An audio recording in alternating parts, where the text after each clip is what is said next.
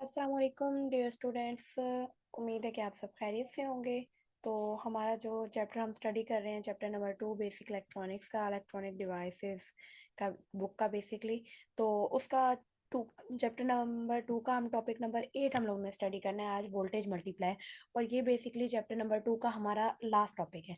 इसके बाद जो diode data sheet and trouble shooting, इसके अलावा जो मजीद चीज़ें हैं ना, वो हम लोगों ने स्टडी नहीं करनी। वोल्टेज मल्टीप्लाई हमारा इस टॉपिक का, इस चैप्टर का लास्ट चैप्टर है। इसके बाद हम नेक्स्ट चैप्टर स्टार्ट करेंगे, ठीक है।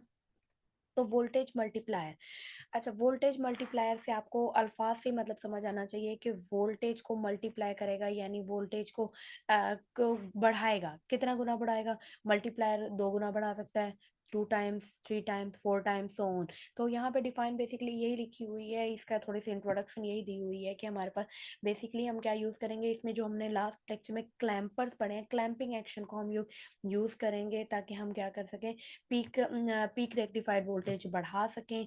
और हमारे पास क्या कर सकें कि बजाय इसके कि हम लोग वोल्टेज ट्रांसफार्मर के थ्रू बढ़ाते हैं, हमने क्या करना है कि क्लैंपर सर्किट को यूज़ करते हुए वोल्टेज मल्टीप्लाई बढ़ाने, ठीक है। 2 गुना बढ़ा सकते हैं, 3 गुना बढ़ा सकते हैं, 4 गुना बढ़ा सकते हैं। और इसीलिए ये हाई वोल्टेज हम बढ़ाना क्यों चाह रहे हैं?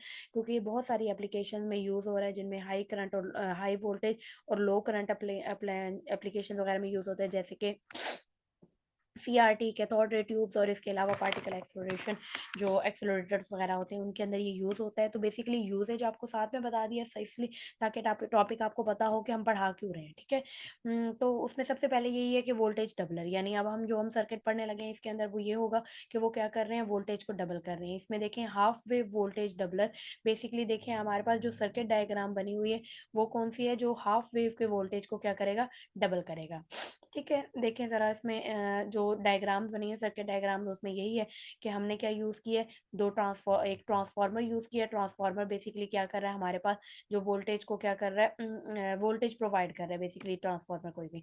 हमने क्या लगाया बीच में, क्लैंपर सर्किट को यूज़ कर रहे हैं। इसका मतलब है ज़ाहिर है हमने वो कैपेसिटर लगा दिया, साथ में डायोड लगा दिया। ये दोनों चीज़ें कम्बिनेशन मिलके जो नेगेटिव टर्मिनल पॉजिटिव टर्मिनल से डायोड से जुड़ा हुआ, ये बेसिकली हमारे पास क्या है, क्लैंपर सर्किट है। इसके अलावा देखें दोबारा एक और क्लैंपर सर्किट हमने बना दिया, इसके नेगेटिव टर्मिनल से इसका पॉजिटिव टर्मिनल गेट जुड़ा हुआ है, तो ये एक अनदर क्लैंपर सर्किट बन गया। यानी हमारे पास 2 क्लैंपर सर्किट बेसिकली हम लोग यूटिलाइज करें। इसके बाद हम लोग इन्होंने वर्किंग की बात की हुई है। वर्किंग की बात ऐसे की हुई है कि हमारे पास पॉजिटिव हाफ साइकिल के लिए हम यूज करेंगे, और ये वाला जो नेगेटिव हाफ साइकिल के लिए बताया हुआ है, पॉजिटिव हाफ साइकिल के लिए ऊपर पॉजिटिव नीचे नेगेटिव। ये वाला जो कैपेसिटर होगा, ये पॉजिटिव और नेगेटिव टर्मिनल इसके इसके 22 हो गए। तो इसके अकॉर्डिंग हमारा जो है ये वाला जो सर्किट है, ऊपर पॉजिटिव टर्मिनल और ये पी टाइप भी है, पी टाइप के साथ पॉजिटिव जुड़ा, तो हमारा ये वाला सर्किट क्या हो गया, कंडक्शन में इंक्लूड, कंडक्ट करना स्टार्ट हो गया, ये एक्टिव हो गया। जबकि अगर देखा जाए इस साइड पे अगर पॉजिटिव टर्मिनल हुआ है जबकि ये नेगेटिव टर्मिनल है, तो ये डायोड हमारा क्या हो गया, रिवर्स बाइस हो गया, इसलिए ये वाले सर्किट से करंट पास नहीं होगा। अब हमारा जो आउटपुट बाहर जा रहा है ना, वो जा रहा है इन इन इन पॉइंट से, ठीक है। ये 2 पॉइंट से हमारा आउटपुट बाहर जा रहा है। हमारा ये सर्किट कंडक्ट करना स्टार्ट हो जाएगा और हमें क्या आ जाएंगे, ये पीक वोल्टेजेस मिल जाएंगे फॉर एग्जांपल, ठीक है। हमारा इसमें ये, और जो हमारा वो जो कैपेसिटर पे पास आउट होगा, जो करंट स्टोर होगा, जो वोल्टेज स्टोर होंगे, वो किसके इक्वल होंगे, वीपी माइनस 0.7। जो वोल्टेज की पोटेंशियल था माइनस हो गया, बाकी का सारा जो हमारा ट्रांसफार्मर प्रोवाइड कर रहा है वो पोटेंशियल क्या हो गया, स्टोर। वीपी में से वीपी माइनस 0.7 यहाँ स्टोर हो गया, ठीक है। उसके बाद हम क्या बात करें कि नेगेटिव सर्किट की बात करें। हमारा जब नेगेटिव टर्मिनल आया तो हमने क्या किया, ये हमारे ऊपर वाला पोर्शन हो गया नेगेटिव, नीचे वाला हो गया पॉजिटिव। हमने बाहर करंट प्रोवाइड किया, तो हमारा उसके अकॉर्डिंग हमारा ये वाला जो डायोड था ऊपर नेगेटिव होने की वजह से पी टाइप है, ये क्या हो गया, रिवर्स बायस हो गया, जबकि ये फॉरवर्ड बायस हो गया। अब ये जो फॉरवर्ड बायस हो गया, हमने क्या कहा कि हमारा जो वोल्टेज है वो क्या हो रहा है कि ये नेगेटिव टर्मिनल है, ये इसके पॉजिटिव से जुड़ा हुआ है, मजीद आगे नेगेटिव टर्मिनल। हमारा इस पे जो स्टोर हुआ था, जो C1 पे हमारा स्टोर हुआ था, वो कितना था, वीपी माइनस 0.7, यानी ऑलमोस्ट जो पोटेंशियल प्रोवाइड किया गया था पॉजिटिव टर्मिनल से वही स्टोर हुआ है, जबकि ये वीपी जो है इससे स्टोर हुआ है। तो हम लोग क्या कहते हैं, टोटल इसका और इसका दोनों का ओवरऑल मिला के क्या होगा, हमारा इस सर्किट के थ्रू बाहर जो है वो ट्रांसफर हो जाएगा। या हम कहते हैं कि ओवरऑल हमारे इस वाले पे भी जो हमारे इस C2 पे स्टोर होगा, प्लस जो हमारे जो 2 वी जो आउटपुट में आएगा वो होगा डबल वीपी वोल्टेज। एक वीपी वोल्टेज इसकी वजह वजह से एक वीपी वोल्टेज फॉर एग्जांपल इसकी वजह से इसमें से -0.7 कर लेंगे और इसमें से भी ओवरऑल क्योंकि अब मज़ीद एक डायोड यूज़ हो रहा है तो माइनस मज़ीद 0.7 होगा। अगर हम डायोड को फॉर एग्जांपल थोड़ी देर के लिए क्या करें निग्लेक्ट कर दें, हम कहते हैं हमने पॉजिटिव हाफ साइकिल में इसने जो स्टोर किया पोटेंशियल, ठीक है?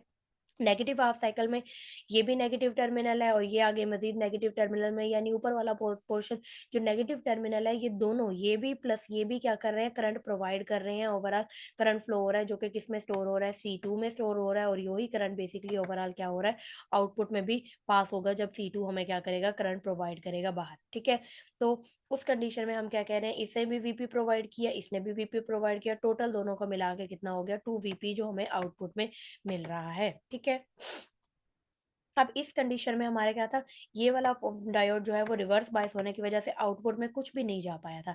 लेकिन इसमें ये जो डायोड है ये क्या हो गया, फॉरवर्ड बायस हो गया, ये वाला रिवर्स बायस है तो इनपुट में कुछ नहीं अब चला, आउटपुट में हमारे पास क्या हो गया, कितना वोल्टेज, इसका वोल्टेज प्लस इसका वोल्टेज, टोटल 2 वीपी क्या हो गया, कंडक्ट हो गया है। ठीक है, उसके बाद अब ये वाली जो सारी बातें हैं वो यही बताई हुई हैं कि हमारे पास जो टोटल VC1 होगा उसमें से माइनस कर दिया जाए टोटल VC2 और प्लस VP, यानी ओवरऑल टोटल वैल्यू देख ले हमारे पास इस कंडीशन में। हमारे पास कह रहे हैं जब हमारे पास पार्ट बी में जो लूप चली है इसमें ये नेगेटिव टर्मिनल और ये दोनों पॉजिटिव के साथ जुड़ा है, यानी ये दोनों एक दूसरे को क्या कर रहे हैं, सपोर्ट कर रहे हैं, यानी VC1 और जो VP है दोनों एक दूसरे को क्या कर रहे हैं, सपोर्ट कर रहे हैं, प्लस कर रहे हैं।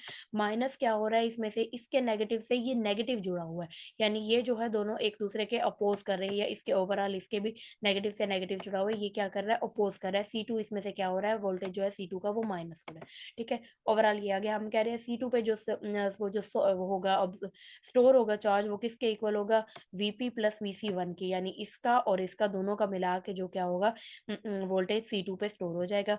और हम क्या कह रहे हैं, अगर हम निग्लेक्ट कर दें डायोड 2 को और डायोड 1 को भी फॉर एग्जांपल, तो हम क्या कहते हैं कि जो हमारे पास C1 पे जो चार्ज स्टोर हुआ था, डायोड 1 और 2 स्टोर कर दे, जो हमारे पास जो C1 पे जो चार्ज स्टोर हुआ था वो कितना होगा, हमारे पास कितना होगा, जो हमारे पास जितना वो इनपुट में आ रहा है। ठीक है, इसकी जगह पे VP पुट कर दिया, इसकी जगह पे VP, तो यानी C2 के अक्रॉस जो हमारा ये पोटेंशियल स्टोर हुआ है प्लस जो दोनों में आउटपुट में जा रहा है वो किसके इक्वल है, 2 VP के इक्वल है। यानी हमने ये दिखाया कि हमने हाफ वेव रेक्टिफायर के अकॉर्डिंग, यानी एक सिंपल क्लैम्पर के अकॉर्डिंग, जिसमें क्या था कि हम हाफ हाफ वेव को क्या कर रहे थे, वो कर रहे थे, पहली वाली हाफ सिर्फ यूटिलाइज हुई है जबकि दूसरी वाली वो जो है उसमें आउटपुट मिला है, तो हाफ वेव सेकंड वाली आउटपुट वाली के अकॉर्डिंग, क्योंकि हमें आउटपुट मिला है इसलिए हमने इसे हाफ वेव वाला क्या कहा है कि हाफ वेव वोल्टेज डबलर का है, कि हाफ वाली जो वेव है इसमें यूटिलाइज हो रही है, तो उसको हम क्या कहेंगे कि हमारा वोल्टेज उसने डबल कर दिया है, उस सेकंड वाली पीक ने हमारे पास जो आउटपुट आएगा वो डबल होगा। ठीक है,